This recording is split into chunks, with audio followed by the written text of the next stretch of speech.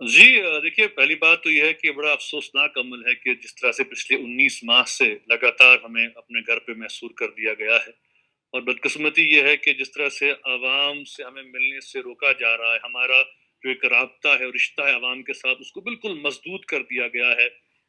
تک 82 جمعہ ہو گئے ہیں، مجھے جامع مسجد جانے کی اجازت نہیں دی جا رہی ہے، اور میڈیا کے توسط سے یہ خبر آئی کہ اب ہماری نظر بندی ختم کی جا رہی ہے۔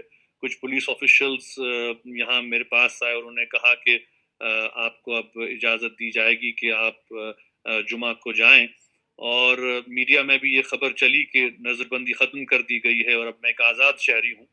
لیکن شام دیر گئے سے کل تقریباً 8 ساڑھے 8 بجے پھر پولیس آفیشلز کچھ آئے اور انہوں نے کہا کہ نہیں جی آپ کی نظر بندی برقرار ہے اور آپ کو جامع مسجد کل جانے کی اجازت نہیں دی جائے گی۔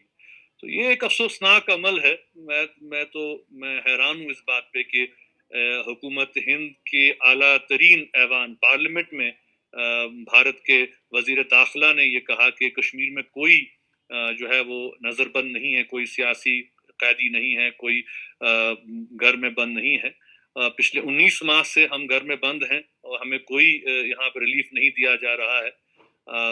آج غالباً میرا یہ پہلا انٹرویو آپ کے ساتھ ہے پچھلے 19 ماہ میں، کہ کیونکہ ہم یہ محسوس کر رہے ہیں کہ نہ صرف ہمارے جو سول رائٹس ہیں وہ طاقت کے بل پہ سلب کر لیے گئے ہیں، بلکہ تمام انسانی مذہبی حقوق بھی جو ہیں وہ جس طرح سے بالکل میں آج بڑا پر امید تھا کہ مجھے جامع مسجد جانے دیا جائے گا۔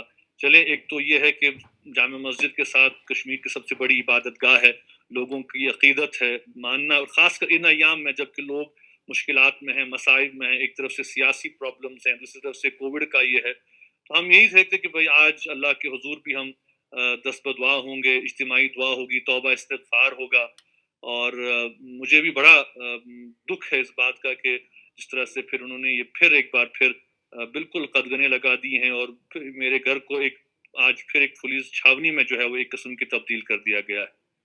مطالبہ کیا ہے حکام کا؟ حکام سے آپ نے کبھی یہ استفسار کیا کہ آخر وجہ کیا ہے؟ دیکھیے ظاہر سی بات ہے کہ مسجد میں ہم اپنی بات نہیں کریں گے تو کہاں کریں گے؟ یہ سب سے بڑی ایک سٹیج ہے، اور آج سے نہیں، جامع مسجد تو ہمیشہ سے لوگوں کے جذبات، احساسات اور امنگوں کی ترجمان رہی ہے۔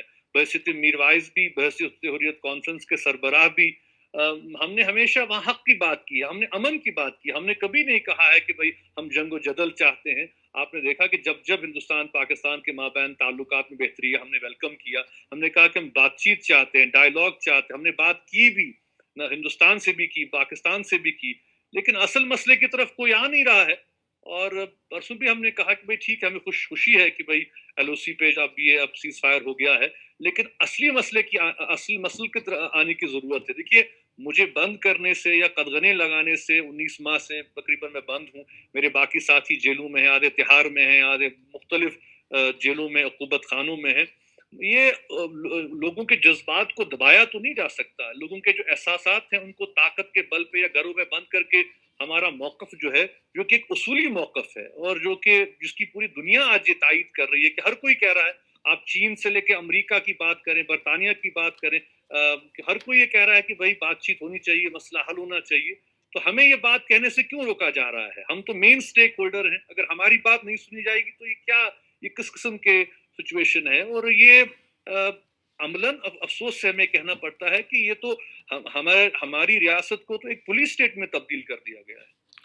میرویس صاحب، حکومت کا بڑی دیر سے یہ استدلال رہا ہے کہ جامع مسجد کو سیاسی مقاصد کے لیے استعمال کیا جاتا ہے۔ جو سچویشن یہاں پہ پیدا ہوئی 5 اگست کے بعد یا اس سے پہلے بھی اگر ہم بات کریں، ایک میروائز کی حیثیت سے میرا یہ فرض بنتا ہے کہ مجھے کہنا ہے اگر لوگوں پہ ظلم ہو رہا ہے، زیادتی ہو رہی ہے، ناانصافیاں ہو رہی ہیں، تو کیا ہمیں یہ حق بھی نہیں ہے کہ ہم اس پہ آواز اٹھائیں گے؟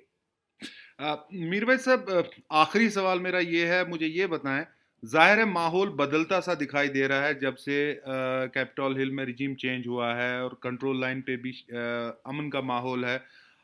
کیا حکومت ہند کا رویہ علیحدگی پسندوں کی طرف نرم پڑ گیا ہے؟ کیا کسی نہ کسی لیول پہ آپ کے ساتھ رابطہ بنانے کی کوشش کی جا رہی ہے؟ ظاہر ہے وہ رابطے منقطع تو نہیں ہوئے ہوں گے، آپ نے 2 وزرائے اعظم اور 2 وزرائے داخلہ کے ساتھ ملاقاتیں کی ہیں حریت کانفرنس سربراہ کے طور پہ. تو کیا وہ چینلز اوپن ہونے کا کوئی امکان ہے جو ہندوستان اور پاکستان کے درمیان تعلقات بحال ہوتے جائیں گے؟ دیکھیے، حریت کانفرنس کے سربراہ کی حیثیت سے ہم نے ہمیشہ وکالت کی ہے کہ بھئی ہم کشمیر کے مسئلے کا پرامن حل چاہتے ہیں جو عوام کے جذبات اور احساسات کے مطابق ہو. ہم جنگ و جدل نہیں چاہتے. ہم یہ نہیں چاہتے کہ یہاں پہ قتل و غارت گری ہو. ہم یہ نہیں چاہتے کہ کوئی بھی مرے، چاہے وہ کشمیری نوجوان ہو، ہندوستانی فوجی ہو، پاکستانی فوجی ہو. ہم یہ چاہتے ہیں کہ اس مسئلے کا حل نکالا جائے، اس دیرینہ پرابلم کو سالو کیا جائے. اور اس حوالے سے ہمارا موقف بالکل آیا ہے. ہمارا موقف یہی ہے کہ ہم بات چیت اور ڈائیلاگ کے حامی رہے ہیں. لیکن ظاہر سی بات ہے کہ آج کے دور میں تو کوئی ہماری بات سن نہیں رہا ہے. آپ دیکھ سکتے ہیں کہ پچھلے 19 ماہ سے میں گھر میں بنظر بند ہوں، میری بات نہیں کہی جا رہی ہے. اور حد کی بات تو یہ ہے کہ چونکہ آپ خود ایک پریس کے ساتھ وابستہ ہیں، آپ کو پتا ہے کہ یہاں پہ تو اب حالات ایسے ہو گئے ہیں کہ جو یہاں پہ مقامی پریس ہے ان پہ بھی اتنا دباؤ بڑھ گیا ہے کہ وہ بھی آج ہماری بات چھاپنے سے اور لکھنے سے ڈرتے ہیں، کیونکہ ان کو ڈرایا جا رہا ہے، دھمکایا جا رہا ہے. تو اس صورتحال میں جب ایسی صورتحال ہو، سچویشن ہو، تو ہم آگے بڑھے کیسے بڑھیں؟ تو آگے کیسے بڑھنے کے کیا ہمارے پاس راستے ہیں؟ راستے سب محدود ہو چکے ہیں، مسدود ہو چکے ہیں. اور میں سمجھتا ہوں کہ حکومت ہندوستان کو یہ سمجھنا لینا چاہیے کہ جہاں تک موجودہ صورتحال کی بات ہے، دیکھیے تبدیلیاں کرنے سے، جو تبدیلیاں انہوں نے کی ہیں اس سے حقائق تبدیل نہیں ہوں گے. ریالٹیز جو گراؤنڈ ریالٹیز ہیں وہ چینج نہیں ہوگی. آج نہیں تو کل، دیر سویر انہیں اس مسئلے کو حل کرنا ہے. اور اس لیے بہتر یہی ہے کہ وہ اپنی سوچ کو بدلیں. اور جو اس کشمیر کے حوالے سے جو واجپئی کا ایک انڈرسٹینڈنگ تھی، اس کا ایک اپروچ تھا جس میں اس نے پاکستان کے ساتھ بھی بات چیت شروع کی، کشمیریوں کے ساتھ بھی بات چیت شروع کی. میں سمجھتا ہوں کہ وہی ایک طریقہ ہے آگے چلنے کا اور مسائل کا حل تلاش کرنے کا. باقی میں آخر پہ کہوں گا کہ دیکھیں یہ چاہے یہ ہمیں بند رکھیں یا آزاد رکھیں، اس سے جو ہے جو ہمارا اصولی موقف ہے وہ اس میں کوئی تبدیلی نہیں آئے گی.